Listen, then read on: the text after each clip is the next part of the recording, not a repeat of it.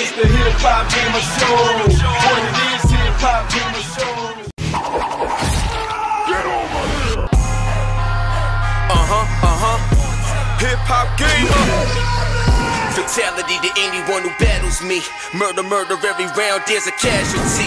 Every character shatter your anatomy. This a grown man's game, the pain, agony. Yo, what up? It's the one and only Hip Hop Gamer, Hot 97, BT, GameStop, Rainbow Six, son. I just finished playing it. I won 2 times in a row. Had an incredible team. You know what I'm saying?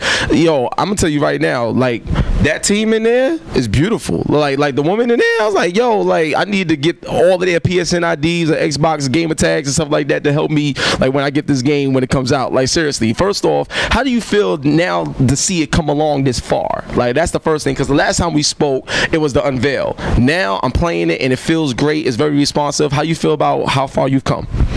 Really good. The dev team, we're really happy with the game, and we're like really laser focused on getting the game out this October. And we did the alpha early this year, and that had a lot of like the community feedback and just the player feedback in general helped us tighten up the experience even more. And you're playing the result of that right now. Why the game feels even tighter right now is because of the fact that we brought people, that brought the community in. We had the alpha with thousands of players, and we had the closed out with thousands of players, and they all had gripes about certain things, about gun feel, recoil, player speed, and we tweaked all that stuff. Sound design too. The sound team did a great job of remixing the game and really kind of bringing that and making all the guns pop, making the destruction feel even more visceral. So we're feeling we're in a really good spot, and we're just laser focused on bringing this thing home in October. So what was the decision to go like to more close quarters as opposed to the traditional Rainbow Six games that we used to seeing? Because this game right here, to me, I think is much more like in your face, like, you know what I'm saying? And I love the destruction. So what sparked the decision to like energy behind Six and give it that new life? Well, we basically looked at the previous games, and these games were all about moving up to a location and then like clearing the location, and all about like checking your like each around corner and clearing corridors and stuff. So we wanted to kind of take that and just like embrace that and just like really dive deep into what that is, especially for the new one. We knew we were gonna have the procedural destruction system, so we knew that we're gonna have just explosions everywhere and destruction times. So we wanted to really make it feel claustrophobic, to bring up that tension so that you don't know what wall is going to come down. And now with terrorists on, you don't know where a terror is going to be, if the terror is going to explode a wall, if they're going to flank you from the other side, they're going to make a hole in a wall or something like that. So we wanted to embrace it even more, because it really causes people to work together even more. The more tense it is, the more you want to work together and the more you just talk. Now, I got to talk about this weapon selection, right? Now, when you have a game designed this way, you know what I'm saying, it kind of opens your mind. It opens up the floodgates to new types of weapons that we never seen in Rainbow Six ever. So like, I kind of like let us know without fully telling the whole world, 'cause I know we gotta leave some for surprise, but can you let us know anything else besides what we just played in terms of weapons that we may get eventually, you know, the day of launch or something like that? Just a few more, like not a whole lot, but just maybe a couple. Like, well, I mean, people have have already combed through like videos and stuff like that. That like the AUG is back. There's a few weapons coming back. Right. Not too many people noticed at E3, but we have the AK-12 is in the game as well. That Fuse is able to have. So there's a few weapons in the game. We have some classics back, like the G2 Commando is back. The FAMAS, the G2 Commando. So that's yeah. There was so much hype for that when we first unveiled. Everyone was asked at E3 last year when we first unveiled it, like, tell me that it's back in the game, and I knew it was, but I couldn't say anything. But now people know. Yeah, it's well, I mean, when the beta's coming out September 24th, so then there's nothing left to hide there. You'll be able to see like almost everything will be on like at your fingertips there. All right, nice.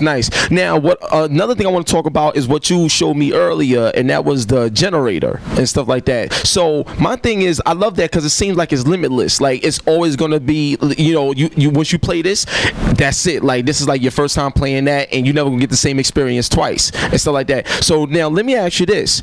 Now I'm a big fan of Doom, and I saw Doom and I saw that level editor that they did and all this other stuff. I was like, it's crazy, it looks easy. Could that be something in the future plans of this Rainbow Six Siege where like players could actually design their own level on how they want to have somebody else play it, and maybe upload your own developed level for others to play in? I think that'd be crazy. Like, what's up?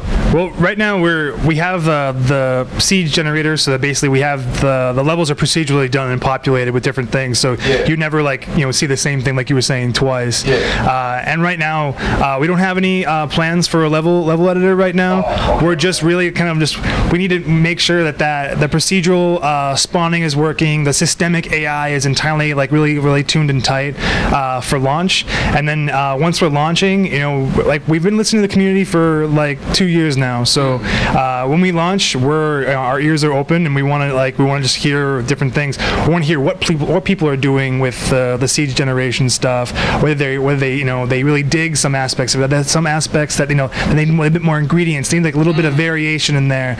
There are certain things that we want to hear from them, and we want to just our ears are going to be open on the road to launch, and even when launch happens. Now the AI is damn good in this game. Seriously, the AI. There was a part in the game. You know what I'm saying? Shout out to my man Justin holding the camera. I appreciate you, dog.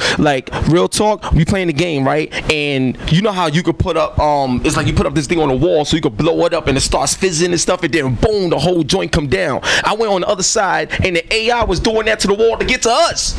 It was crazy. How do y'all do that? It was crazy. So when I saw that, I was able to get him with the revolver though. I got him with the revolver, but when I saw that, it made me think. When I was watching Rainbow Six and how it's 4 versus 4, and then if you die, then it's 3 versus 4. If another person dies, 2 versus 4. So it's they don't come back. It's it's you 1 versus 4, whatever. How well is the balancing? This is a very important question. So you got to belt for this one. This is a very important question. How well is the balancing in this game? Can one player beat 4 players and win the match? Realistically, what's up? Oh, for sure. We had a live stream just last week where we had 10 community members and influencers. We had a live stream, and there was 5 old school Rainbow players, and there were 5 pro players, and the 5 ex Rainbow vets. It was 1v3 at one time, and they still won. They still pulled it out. I mean, it is possible to clutch in the game. It's really hard to do it, but you can clutch. All right, cool. Now that's very important, because a lot of people will be like, see, I can't. This game is messed up because we can't. You know what I'm saying? So that's why I had to ask that question. 3 more questions. The next question is this: will we see a Rainbow Six remaster of Vegas, all that? Will we ever see Rainbow Six come back in terms of the old games remastered for the PS4, Xbox One, PC? Well, at E3 for Xbox One, if you buy Siege for Xbox One, you get Vegas 1 and 2 in the backwards compatible. You get those 2 downloads for free. But it's not a remaster, but you get the classic games for free on Xbox One. You basically get 3 games in 1 if you buy it on Xbox One. Oh, dang! They just so you already know how that deal is gonna go. That's a smart deal. So that's the first thing I wanted to ask. The next thing I want to ask, and I think this is very important. People remember that first trailer that they showed, and it was supposed to be Rainbow Six. I guess the original direction that it was going. So I'm not sure if that's still in the in the pipeline, but it was the guy walked in they barged in, and they took the girl and they beat the guy up, and then they was on a bridge and stuff like that. They was fighting everything. So when I saw that video, I was like, yo, if this is, I never seen Rainbow Six like this. Do you guys still got that somewhere? Will that actually eventually become a different game, or is that another Rainbow Six game to talk about years from now? What's up? That's a game that happened years ago. So Patriots was canceled, and then it became Rainbow Six Siege. Okay. We rebooted the game in January 2013, and we did a full study on what makes Rainbow tick. We wanted to make sure we delivered in a Rainbow game that had all the DNA of the previous ones, and going back to the game being about tactics and all about tension and all about teamwork, making sure you just always are working as a team, working as a unit, and that made the foundation for what Siege is today. All right, cool. Because when I saw Rainbow Six Patriots, I was like, yo, this is crazy. Now I gotta talk to you about this. When I saw the trailer, Angela Bassett on the trailer, and she plays the role of Six and stuff like that. We gotta break down the story, man. Is there a story mode, big campaign mode in this game? Let me know what's going on, because when I saw that, I literally passed out. I was up, high up, and I was like, that's it, God, thank you. My life is complete. You know what I'm saying? What's up with that? What you saw at E3, that's like the framing of the game. So 6 is, so it's all about the player's story. So 6 is tasking the player.